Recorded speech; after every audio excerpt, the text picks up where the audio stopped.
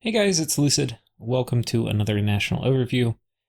This one has been requested by Pendragon, and he requested Bogarus, which is one of his favorite nations in the game. It actually happens to be one of the nations I like a lot and have been intending to play. I don't know when I will. This tournament, the game I'm in happens to be a late age game. I was thinking about picking Bogarus, but I don't know. I would like to pick them, but I've never played them before, and they're a kind of risky nation. They're a high finesse nation to play. Um, so yeah, I didn't want to risk it on game round one of the tournament. Anyway, um, but probably there's a very good chance the next late age game I play will be with Bogarus. So, let us talk about this nation. As I mentioned, it's a high finesse nation, and what that means is it means you don't have like one super powerful mage, or you don't have one super powerful troop, where you just go steamroll everybody. You have to use the right tool for the right job, and you have a lot of different things you can do well, but none of them are you kind of the best at, right? So you're very versatile. You're also a human nation, which means you're vulnerable to the things human nations are vulnerable to. A lot of your troops have partial cold resistance, which is kind of nice. 3 cold resistance is pretty good. It is going to mean you do not get a lot of the cold penalties in cold climate. Like here we've got some, so if we look at our encumbrance, we get only 1 severe cold, whereas most people in cold 3 are going to be getting a good deal more. Like, we'll look at, this was a battle I had real quick. I was just messing around in single player. Yeah, like these guys get +2 because they don't have any. So you don't get a huge protection, but you get a little bit of an encumbrance protection with kind of just your vanilla troops. So we have a lot of different units, so we're going to go through and talk about them all. We have a lot of different summons. For the summons, I'm going to switch to the Mod Inspector. We'll talk about them there. And we're not going to spend like an equal amount of time on all the units. So first of all, we have the Voy. We have the Voy Spearmen and the Voy Axemen. These guys are light infantry. They have a shield, which means they're okay against archer fire. They have a javelin, and they're only 8 resources. So these are actually viable expansion options. These are things to consider. Especially the things you're not going to want to throw your heavy cav at, like barbs. You can consider using Voy. And I think they are actually going to be pretty good. I haven't fully tested expansion. I've tested expansion with these guys before, but I haven't min-maxed it the way I would like to do before I would actually play them. But what I expect is a combination of these guys to use up your recruitment points, and then the heavy cav to do your resource points are probably going to be one of the better ways to expand. And you probably want to time it where these guys are positioned very close to the front. We'll actually try it. I've got a lot of these guys, so let's make a shit ton of these Voy. Let's get a commander, too. That'll be fine. Okay. So, obviously we have our cap circle and stuff cleared, so this would be a pretty big expansion group. This would probably be at least 4 turns of expansion. So you would do it with smaller than this. Well, let's do it with smaller than this. Let's do like... You're gonna need at least 5 heavy cap, though.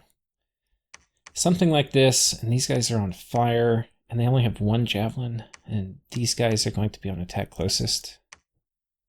They're gonna be really fast, so probably something like that. We'll see how it deals with these guys.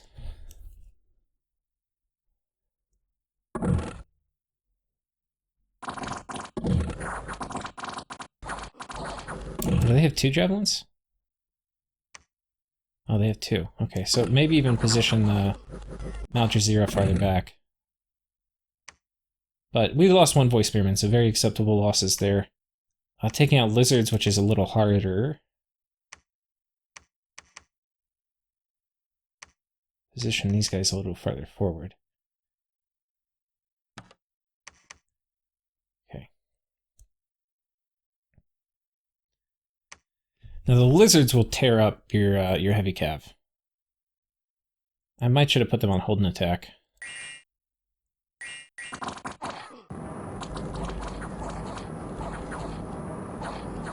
Oh, they routed the void. Okay, well that's too bad. That was actually a really unlucky morale roll there. What is morale of these guys? Should be pretty... 11's not great. Yeah, we did not lose many before they... I guess we lost... But a lot of the losses were after. Maybe not. Let's watch it again.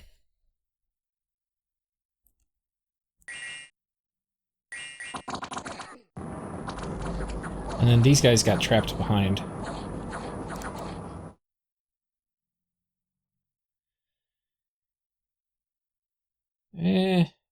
So I don't know. Anyway, I think that is a valuable way to expand. We can see it messed up right there. So anyway, you'd have to practice and get the positioning right and stuff. But that is a viable use for these guys, the javelins.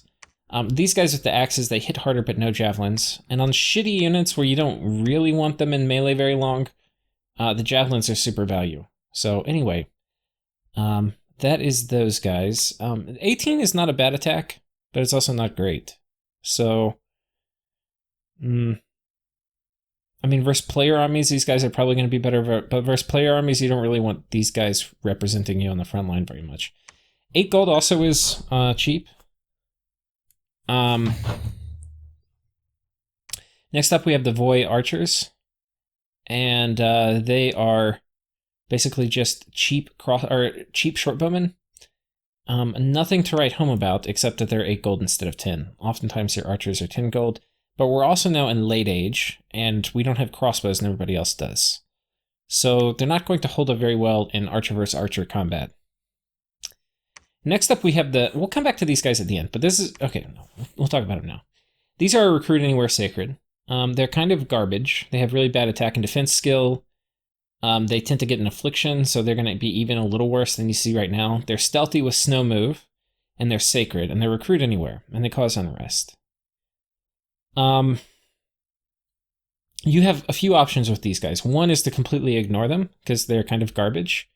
The second is you say, I have a stealthy unit that causes unrest that I can recruit anywhere. Very, very, very, very cheap, and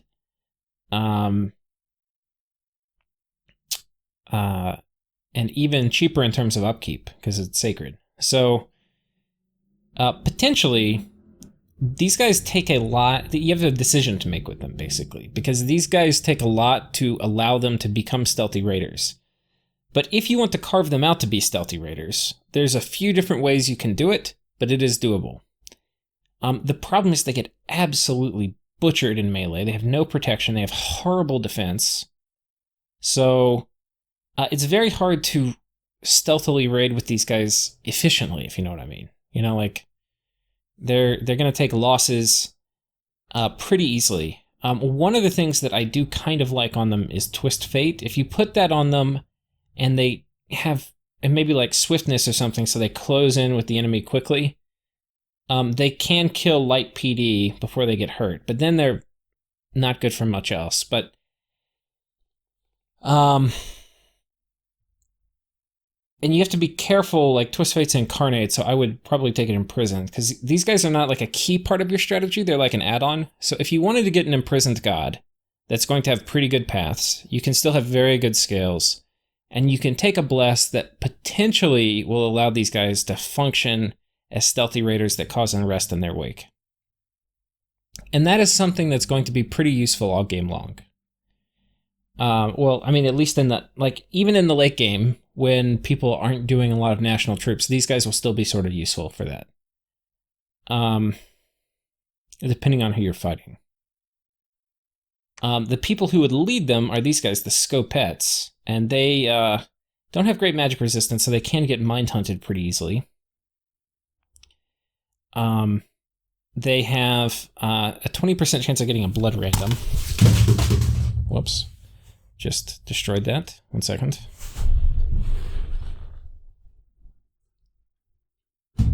Okay. Got like my keyboard went through some weird Okay. Anyway, now we get to the Peshti, and the Peshti are like the Voy, except they're 2 gold more expensive, and they don't completely suck. They have decent gear, so these are, I would say, low-tier heavy infantry, if we want to call them that. They're really medium infantry. They're not heavy infantry. These are like low-middle tier medium infantry. You can mass them reasonably quickly. They don't cost a ton of resources. The axe guys hit pretty hard. The spear guys did not hit very hard. So versus player units, these guys are like pretty near slap fight territory.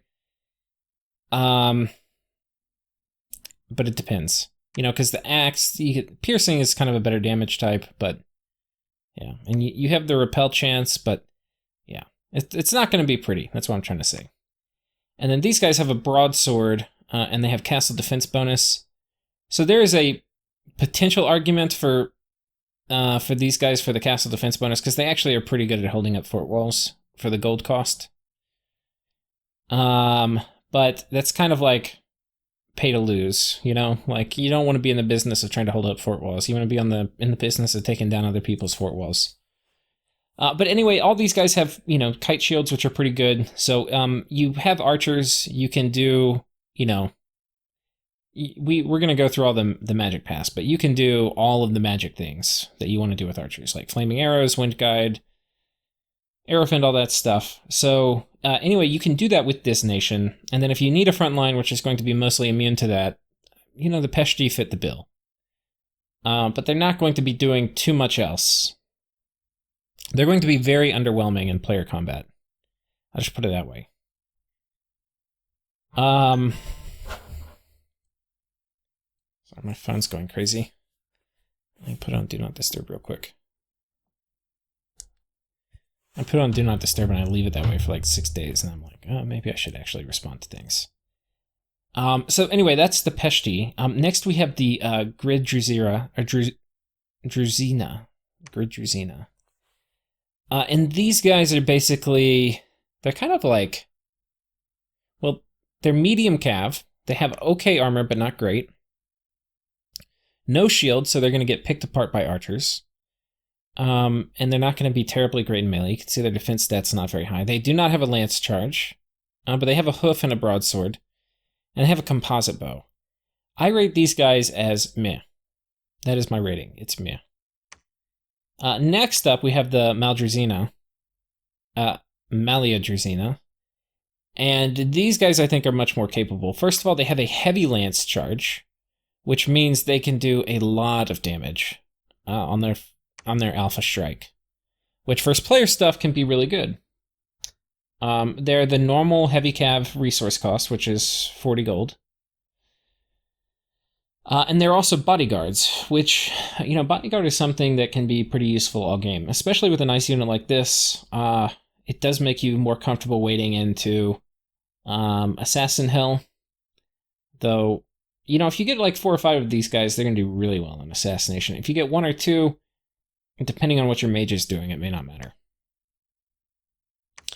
But these guys are also really good for expansion. They have a shield, so they're going to hold up okay versus archers. They have heavier armor, so they're going to hold up better against kind of everything. And they're just pretty damn durable. Reasonably high defense, reasonably high protection, have a shield, and then they hit pretty hard. So I have good things to say about them. And then the Black Hood. These guys are basically composite bowmen, which is better. I would say they're basically, okay, wait, no, these guys do have composite bows too, but these guys are also way more expensive. They're 25 gold, and these guys are foreign recruit, and they're only 18 gold. So you can mass these, if you want to, you can really like not build a ton of infrastructure and just mass out Black Hoods or something like that. And then you can also get these guys with the light lance, the Steags, and they are also foreign recruit. And they have a composite bow and the light lance. So these are more like horse tribe. So the mace, not super duper useful here.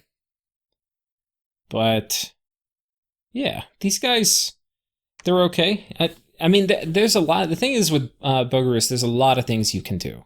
So because you have foreign recruits, you can kind of skip a lot of fort production if you want to be anti-greed, right? And just make a ton of these guys, and then for your first war, you'll try. Normally Bogarus is kind of a rush target, right? But there's a few things, and we're going to talk about what we can do up here in the Mage lineup, that we can be the opposite of a rush target. We can be somebody that potentially rushes somebody else. And most people, especially in the first year, are going to put a significant amount of their resources into fort construction, which is something we can also do, but it's not something we have to do. We can have just a shit ton of archers. Now, some nations having a bunch of composite bows is not going to help against, but some nations it will help a lot. And these guys do have good hats, so they will trade kind of okay with other things. But they're also really high map move, so potentially, having 100 black hoods show up wherever you want could be pretty useful.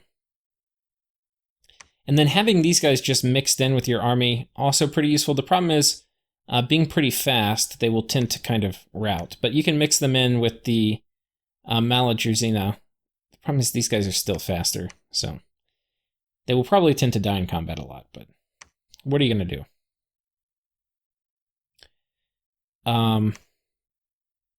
Maybe they shoot. I think if you have mixed... I don't know if they shoot. I think if they're on mixed... Let's actually test that. I don't know how that works.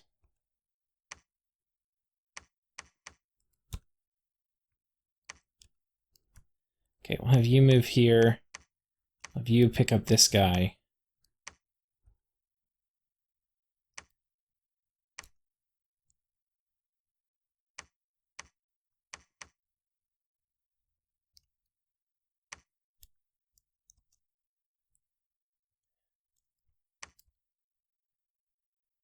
Let's see how this actually works. I don't know if it's going to...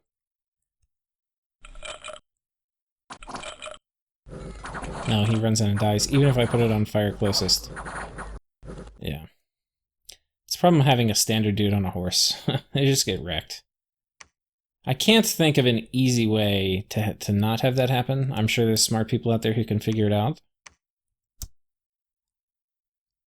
But I can't think of a good way. Fire closest didn't work. Sometimes, maybe if they're in a line, sometimes the line formation will make them move together. Let's see if that works.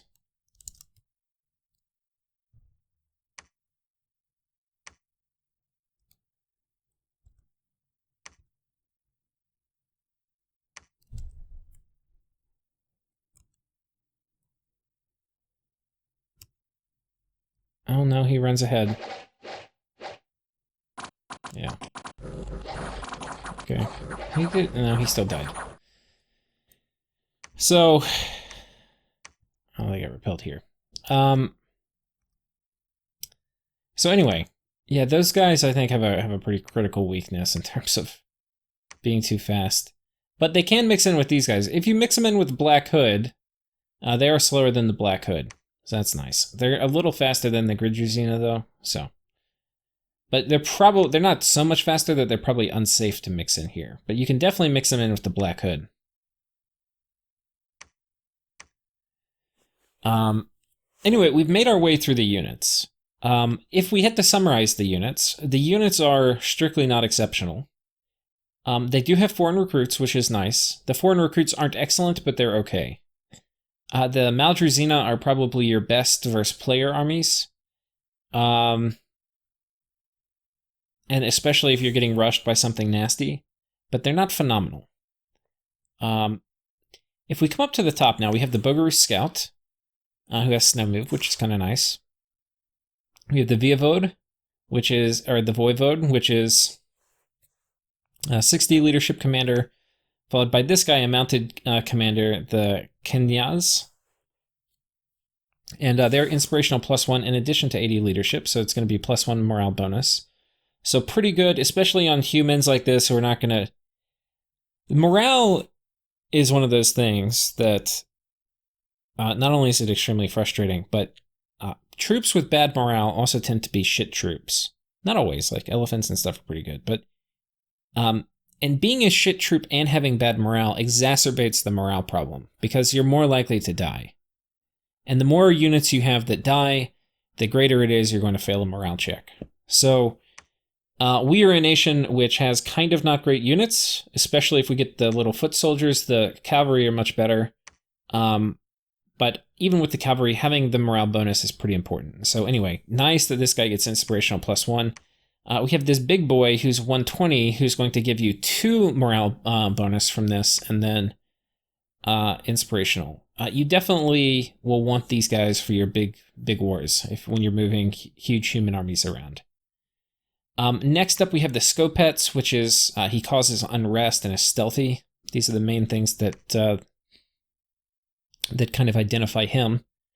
And then we have the Exarch, who's a Holy 2 preacher, and then we have a cap-only preacher. We're going to go ahead and jump to him, the Eparch. And he's old, but he's Holy 3.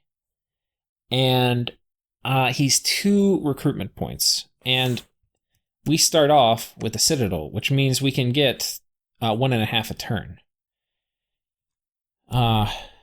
You can see I have a shit ton of these guys. And they're causing some others. I have a kind of cool bless with this. I'll just show it to you. This is like a really big army, but...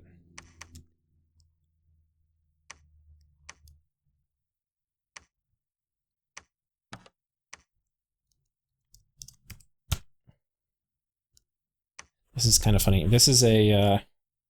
this is the kind of bliss you kind of need to take. You would take it imprisoned if you want to use these guys in combat. It's Twist Fate, Chillara, Stygian Skin. But they're still not great with it. But it makes them kind of usable. Very quickly, these guys are going to be frozen. This guy's 40. I'll take a round or 2. But the thing is, it doesn't matter if they're good units or bad units here. They're still going to get frozen.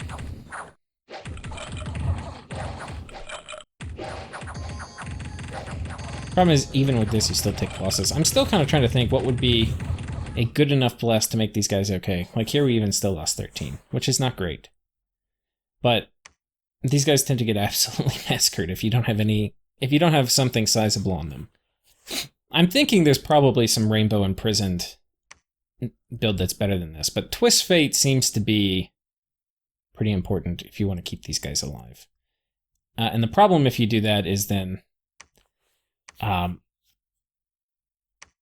well, it's an Incarnate Bless, and you do not want an Awake. You don't want to do anything Awake to have like an Incarnate Bless for these guys that I can think of. I mean, it's possible you could go complete Hell Scales and just turn these guys into monsters. But you would have to really trash your scales, and I don't know if it would work. I think that's a really bad idea. But anyway, on to our mages. We've been through our priests. I have a little bit more to say about the Eparch. So, the Eparch, Holy 3, 2 recruitment points, if all you may. I just want to put this out here, right? So, Bogarus a lot of times is a rush target. People are like, oh, Bogarus is next to me, let's go attack and kill them. The least greedy thing you can do as Bogarus is to recruit only Eparchs out of your capital. And they're not very expensive, they're 145. And by the end of like turn 12, you could have like 16 of these guys. Booming out your dominion, preaching it, and then consolidating for your first war into a big army. And trust me, 16 of these guys, that is a lot of smite. All right, that's a lot of smite. And it's worth thinking about if you want to do that.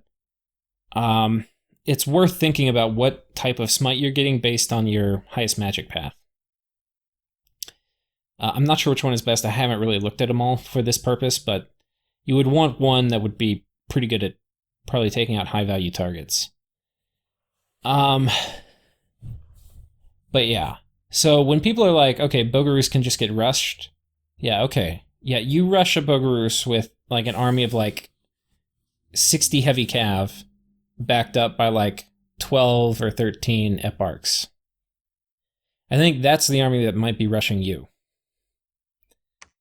And this is pretty unique. There are not many Holy 3 dudes that you can get out of your capital that are 2 recruitment points that you'd be able to get this many of. And I'll add to it, it takes a while for a mage to be more useful in combat than a Holy 3, like for 145 gold mage. And given this guy also is going to have really low upkeep. So this guy is going to outperform a, whatever gold mage for a long time in combat. Now he can't research, so it's going to penalize your research. But if you have good scales, he can bump out your scales, which can be pretty good, especially doing it early. Bumping out your scales early actually or your Dominion early can be really nice.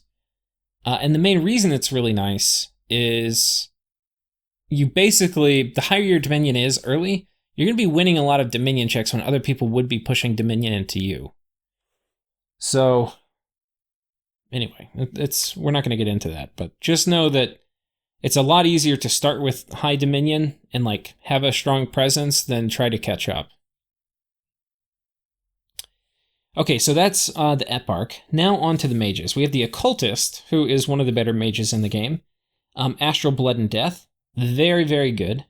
A lot of things you can do with him all phases in the game. So Astral, he can jump in communions. Blood, he can do reinvigoration in communions. Blood mages, especially Blood 1 mages, are really annoying to get into communions, especially if you're in Drain. They tend to pass out for a long time. And then Death, of course, is one of the better paths to have in a communion, because you can do Skelly Spam and stuff like that. So anyway, Occultists, very good. Next up, we have the Calendula Gists. And these guys are sick. They're Astral too. What does that mean? Well, it means you can potentially teleport them if you just put a hat on top of them.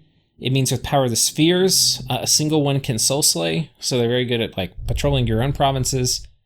It also means when you put them in communions, they're going to be casting astral spells. Which, especially if you have my improved AI casting, means they're going to be doing a lot of soul slaying and stuff when they're part of a communion. So anyway, a good mage. And then they have Fortune Teller 10, which is really nice. Fortune Teller is good if you go high luck, basically if you have a lot of events. So if you go misfortune, you have a lot of bad events. This is going to be good. If you go high luck and turmoil, you're going to have a lot of good events, but you're also, just by the nature of having more events total, you're still going to have a lot of bad events. So it can be good really in either case. Probably the case it's least useful in is if you go something like no luck, neutral luck, and order. Okay. Next up, we have the Astropelagists. Now, these guys are real heavy lifters. Not quite as good as Fortune Tellers, only Fortune Teller 5. But Astral 1, so they can jump in communions, and Air 2. This means that, first of all, they don't need to be part of a communion to do summon storm power. So sometimes, just the way communions work, you don't want to... They reach a size where you really can't add more mages to them without them kind of exploding. So you can have some of these guys in a communion put up storm and do some casting in the communion, but you can also have a fair number of these guys not in the communion, do summon storm power, and then drop Thunderstrike. So anyway, that would be pretty good. Also, and I'll mention this, you could do have one of your mages do Light of the Northern Star. That gets this guy up to Astral 2. Once that drops, so later in the script, he can do, if you put 1 Pearl on him, Power of the Spheres. Right, so this might be turn 3 in the script, Power of the Spheres, so he might do Summon Storm Power, hang out for a turn, or some other random buff. Power the Spheres, right? And then now the enemy lines are closing, you're getting close to melee contact. And then now you're an Astral... You're not even part of a communion, you're just an Air 4 mage. So now you're dropping Big Daddy Thunderstrikes, don't cost a ton of fatigue. You took a lot of fatigue from casting Power the Spheres, but I mean, you took about 50 fatigue from it. So it would take kind of a while to pay for itself, and you're using a Pearl for something that's gonna, you'll still get just about as many salvos out before you fatigue out, but the difference is you'll get twice as many once you recover from your fatigue out if you do that. Anyway, I would rate these guys as very, very valuable for 125 gold. Next up, we have the Alchemist. The Alchemist is also astral, so all these mages, if you're noticing, they can all jump into communions. And he can add earth to your communion, he can add fire. With this, obviously some things to point out, this can be summon earth power, which goes into your communion. Fire, you want to be very, very careful about not doing Phoenix Pyre onto human communions. That is a good way to get them to blow up. But if you're in for memes and lulls, you can do it. But just let me warn you, it's probably not going to end well for you if you Phoenix Pyre your communion. They're also Alchemists, which is kind of nice. Earth Astral is also a very nice cross path. So you can do Gifts of Heaven and stuff like that. Anyway, super good unit. Next up, we have Master of Many Names. So Astral 2, Adept Researcher 6, which is very nice. If you take Drain Scales, this is probably who you want to be your main researcher.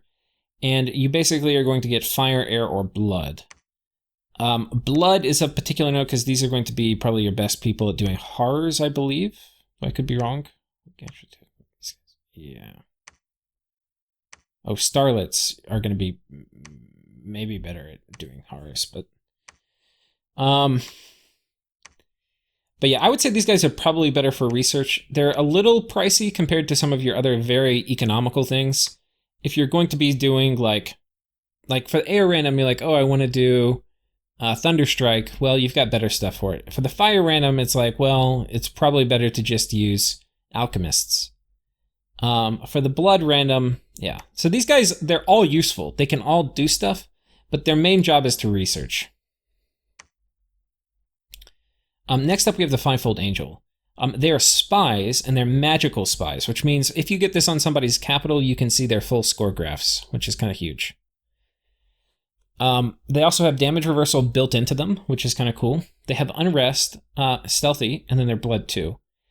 The important thing I think about these guys, there's a few things. One, they can spy. Two, just being stealthy, you can sneak them around if you want to in the mid-game with your Scopets. If you decide, it may be optimal, and I haven't figured it out, it may be optimal to completely ignore that these guys existed and just say these guys are complete shit and they're a complete trap, and you just ignore them.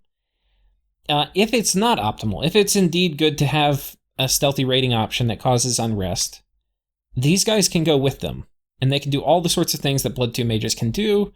You know, they can do Rush of Strength in the very late game. They can do Summon Imps in the early game. All of those things are going to potentially be, pretty good. And they cause unrest. We already mentioned the Eparch, and now we have the Strats. These are your cap-only mage. So cap-only preacher, cap-only mage.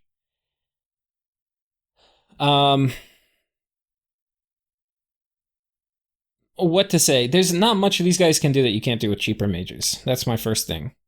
If we look at what are the paths you get for the randoms, it's Air, Astral, Death, and Blood. We're not going to consider the 10% here. So you get Air, Astral, Death, and Blood.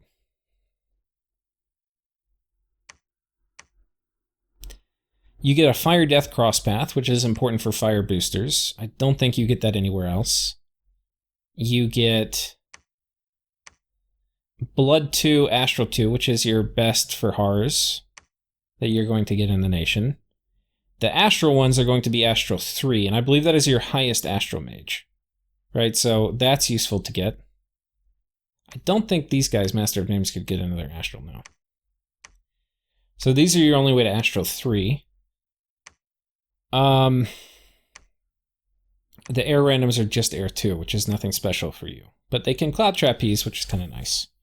So these guys are kind of okay. They're also Adept Researchers. I think, given what you have, they're going to be overshadowed by a lot of your other mages. But I can certainly see how you would want to get some for some critical activities. Like trying to climb Astral Blood, or building fire boosters. So that's it. We have been through the main kind of hurrah of units. And let's go here. So now we're going to look at the summons. We'll start with the commanders. Basically, you're going to get all of the Rusian summons. We get the Cloud Velo, which is Air 3, Astral 1, Nature 2. I would say the most important part about this is Nature, because Nature is one of the few things we didn't really have a lot of in our nation. It's also pretty easy, especially since we do have Earth Astral, to get communion matrices to put people into Nature. But if you're not doing that, this is definitely an option for adding Nature to your communions, which I would say is a pretty important target. We have the Mountain Via, which is, if we have Nature, like on our Pretender, we could summon these guys, and they're also going to be able to join communions in their Astral. One of the problems with the Vilas is they're magic dual targets, so you'd have to worry about that. We have a Flying Holy 3 that we get with Pearls, which is okay.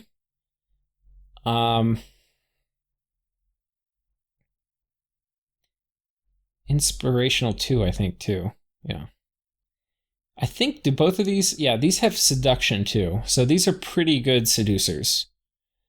Very high path, very good assassination paths. So they're kind of pricey, you know, like 40 air gems is not cheap. But, you know, you could theoretically, especially if there's like a well-kitted thug, you could assassinate him if you have this guy in the right province, and it pays for the whole casting, kind of.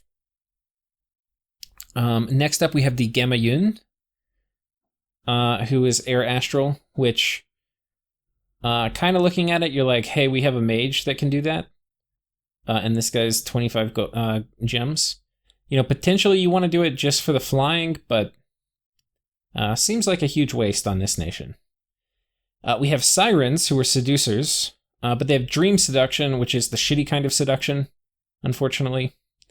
But they're cheap. So, anyway, that part is nice, but Dream Seduction's pretty horrible. But having assassin options is pretty important, because once you have enough of them, you don't even need like, if you want to just overwhelm the enemy, you're going to need a huge amount. We're probably not going to have them. But having just enough is going to cause them to have to do the anti-assassin investment, which is really annoying. Next up, we have these guys, Send Bukavach. And this is a remote attack spell where this guy is going to go attack. He's gone when the attack's over, but he will claim that land for you, I think. Or is it just like ours? We can probably test it. I can't remember. Send the Bukavach. We're going to have to make some gems.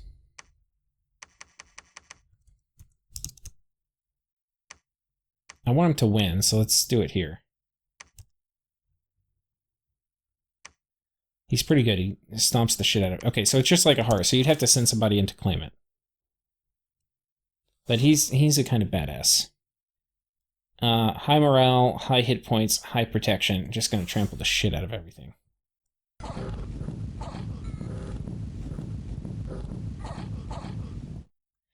Okay, no contest. So that's the Bukavach. Next up, we have the Lishi. These guys are kind of cool. In the forest, so to get them, they're expensive. They're 60 nature gems. And you need to be nature 6. But once you have them and you put them in a forest, they turn into this big bad boy, who's now nature 4, earth 2, air 2, which means he's in range, striking range if you get the air boosters of doing Staff of Elemental Mastery. And he also turns into a great forest bear, who is a huge badass that goes berserk.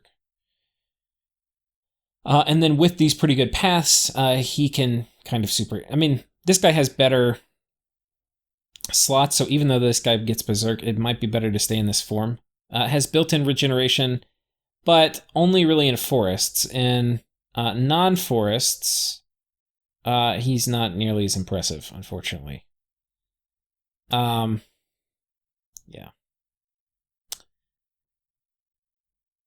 But yeah, you can definitely use those guys to super combat in your forests. Next up, we have the Liko, and these guys increase unrest, and they bring bad events, and they're stealthy. And they cost like 10 death gems. So they're kind of like Bane Venom Charms, walking around your enemy's territory. And And I think with that, they have all the problems Bane Venom Charms do, which is they don't necessarily help you win, they just help other people not win. So, yeah. They have pretty okay magic resistance, and they have pretty good stealth, but not great. So they can get mind hunted and patrolled out. But I think especially if you're using Scopex, you could really damage somebody's economy with some rating, some of these guys, etc. The Vodyanoi, sorry. 20 water gems to remotely summon a stealthy commander. Seems pretty okay. This in conjunction, if you have a good water income on land, I think you are a nation that can kind of make a play to control water systems. Probably not from a water nation, but if you have a big enough water income, it's possible. Turning 20 water gems into a water 3 guy, pretty okay. Also capable of doing foul vapors and... Oh no, it's aquatic, so it can't do foul vapors, but... Water 3 is pretty good. Basically this is a water elemental spammer, right? If you're going to spend 20 water gems on this, it's definitely worth a bracelet and probably a water lens, and then you basically have a water 4 mage that you paid 25 gems for. Next we have the Rusalak. These guys are 16 water gems. They can seduce, and it's normal seduction, not shitty seduction. And they can make a crappy water elemental, which if you put a water bracelet on them, they can make a big one. So potentially these guys could be pretty good underwater assassins. In the late age, though, the real underwater threat is Relay, and usually you don't want to attack Relay underwater. But I would say versus other land nations, especially if you have a good water income on land, you can make a very convincing, using these summons, you can have a very convincing attempt to control the underwater. And then we have the Bergina, and this one is a water one you can get on land. You just need water earth. I can't think of any commanders we get with water. So this will probably have to be on your pretender if you want it. But it's also nice to kind of break you into nature if you don't have nature on your pretender. If you have water nature or water earth, you can kind of break into nature, because with this you're going to get basically nature 3. Though it's probably going to be coming kind of late in the game, being Conjuration 6. Next we have Lady Midday, and this is a remote assassin.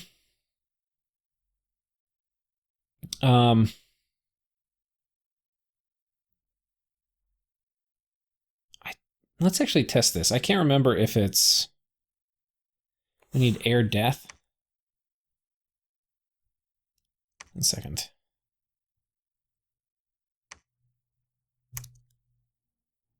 Air death.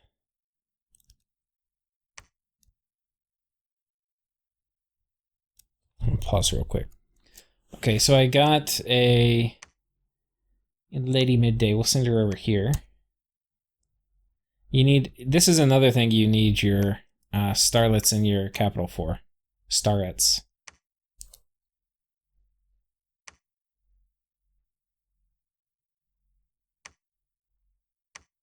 Wait, did that not work?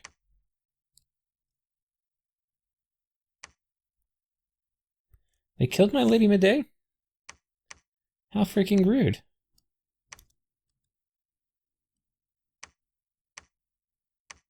I'm about out of air gems. If they kill another one, I'm gonna be pretty sad. It's a problem playing against the AI. They, especially with Debug Mod on, they always put up some kind of crazy shit like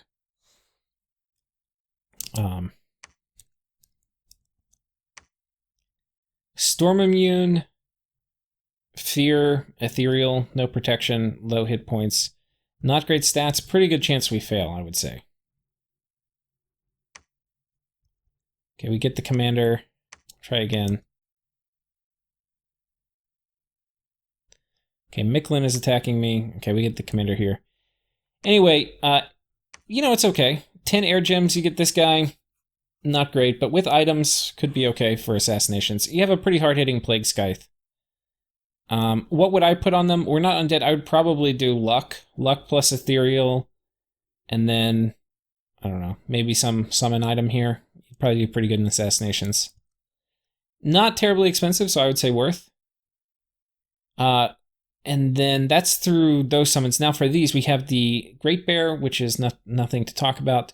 The Zyme, which has Fire Breath, which is kind of cool. 5 ammunition, and then it does, its range is kind of small.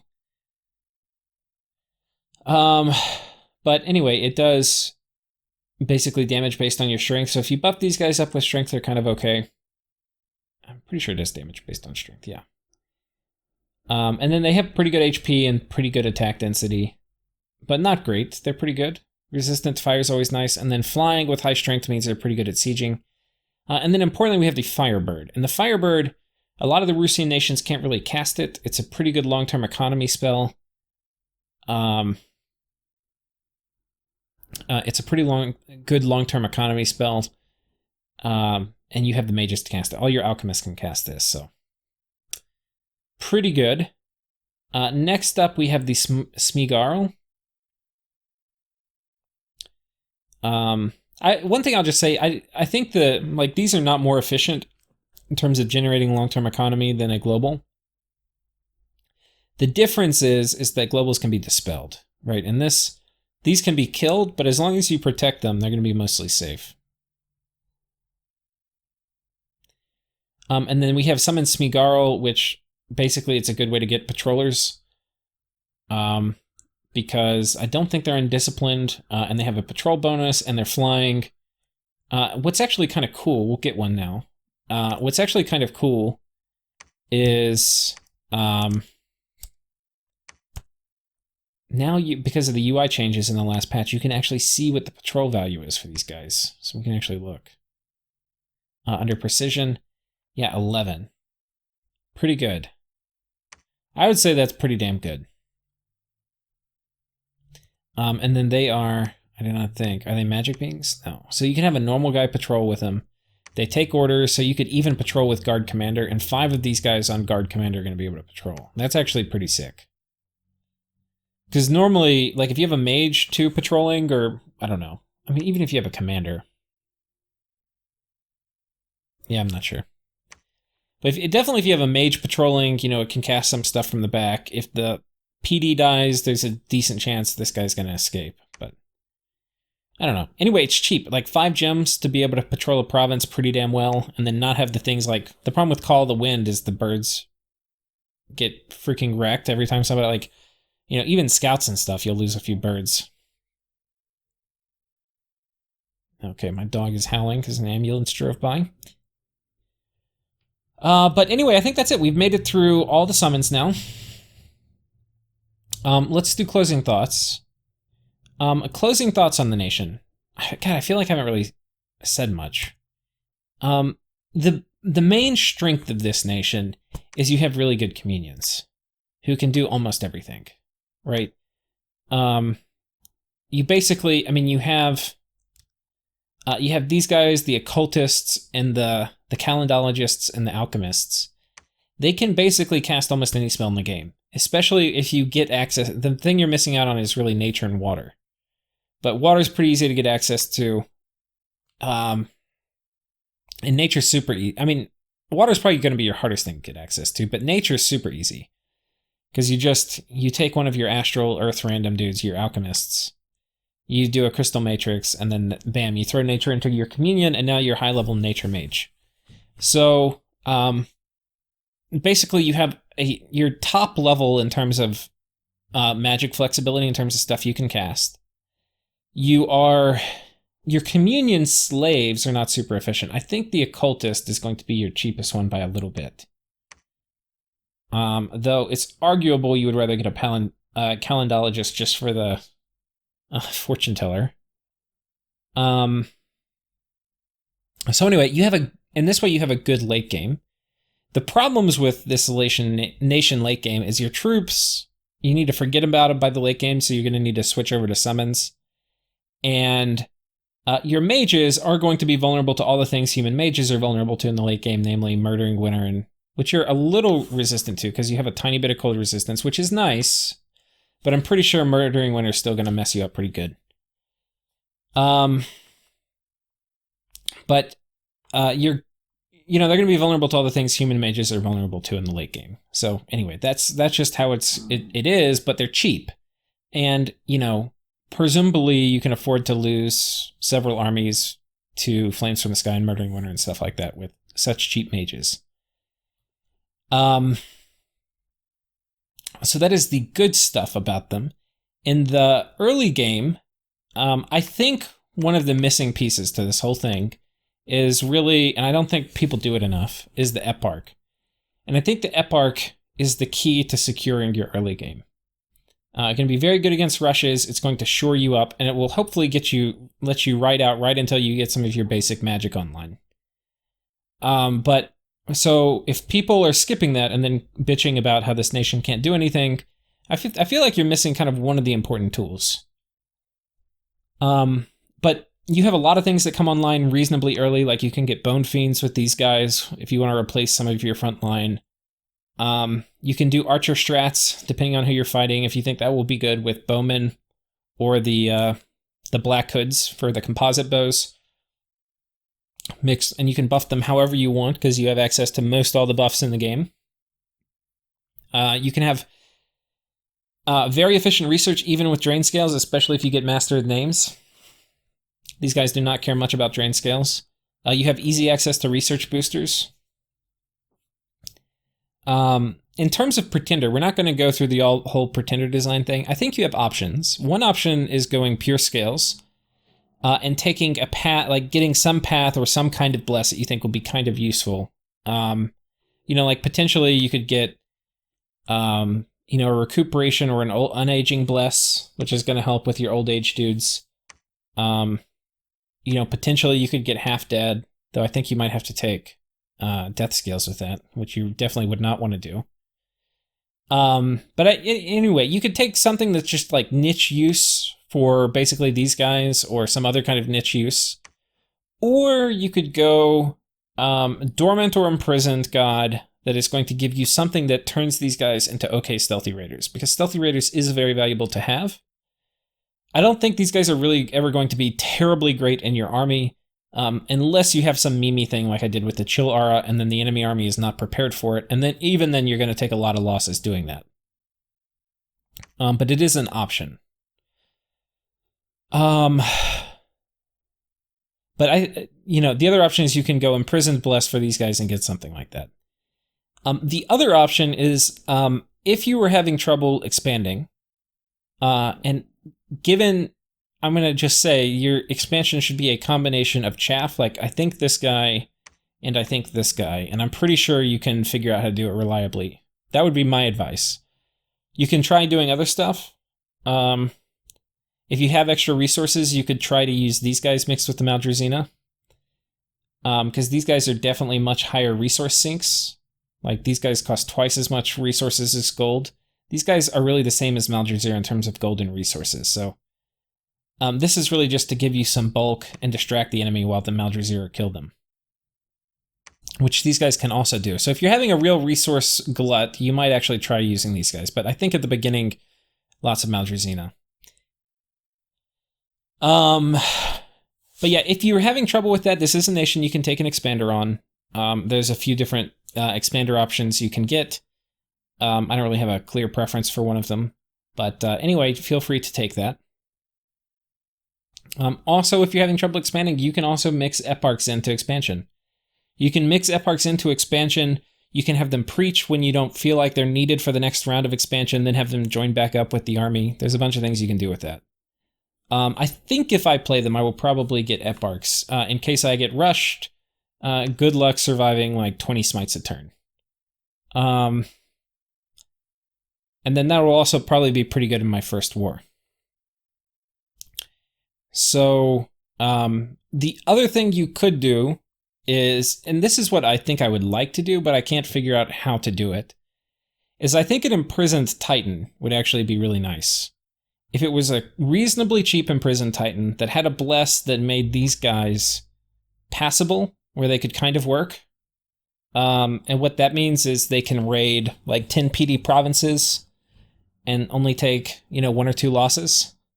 which is a lot for these guys. That's like really, they need a pretty sizable bless to make that happen, because right now they get freaking butchered naked running in. Then that would be pretty cool, because I think these guys could really benefit from having a Titan chassis early. Now that said, you know, there's not a huge window between when you would get that Titan chassis and then like when you could potentially have golems or some other kind of thing, which can in many ways do the same purpose.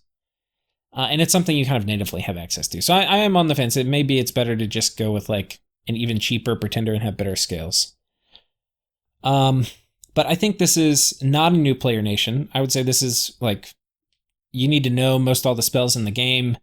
You need to be pretty good at scales expansion and like reasonably high finesse.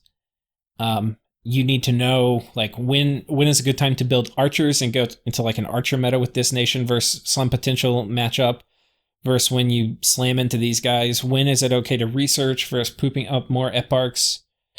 What types of mages you want to have in your army, because it's like you have a ton of different things. So what is it that you actually want? And there's some anti-synergy I'll point out too between having like these two guys, like the Calendula Gist and the Occultist. In some ways, you want to have mostly one or mostly the other, because you don't have like a cheap communion slave, right? Like one of these guys is going to be your communion slave. So now that's I'm sorry, the Calendula Gist.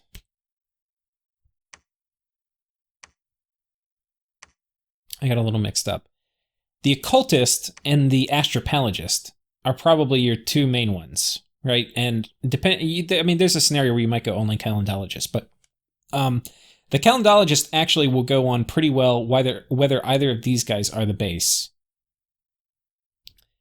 But because of the off-path casting malice, if you either probably want to be mostly Occultist, and in that case you're going to have Occultist slaves, or you're going to be mostly Astropalagist, and you're going to have mostly Astropalagist slaves, or only Astropalagist slaves. You can then spice it up by adding diversity with a few like diversity picks for like one or two mages, which are going to enter the communion, and they're going to cast, you know, whatever spells they need to. But in terms of like, I don't think you're going to want to do a Thunderstrike communion at the same time as you're doing a Skelly Spam communion, right? So you kind of have to pick. But that said, you could still have the one Occultist as part of a Thunderstrike communion, if you follow. So anyway, I think, you know, you have to understand communions well, you have to understand off-path communions well. But I think there's first of all, if you play this nation in a competitive game and you don't get knocked out super early, I think you'll learn a ton about the game. But I think this is a very high skill cap nation. And I'm like even a little intimidated to play it. Like, well, I'm not sure if I can handle it. This is a high precision machine that I'm worried I'll mess up, because I do mess up things quite often. So with that, we're nearing an hour, and I hope you enjoyed it. I hope it maybe got you fired up about a nation which you kind of thought might have been meh, but actually turns out it might be pretty sweet. So take care, guys. I will see you next time.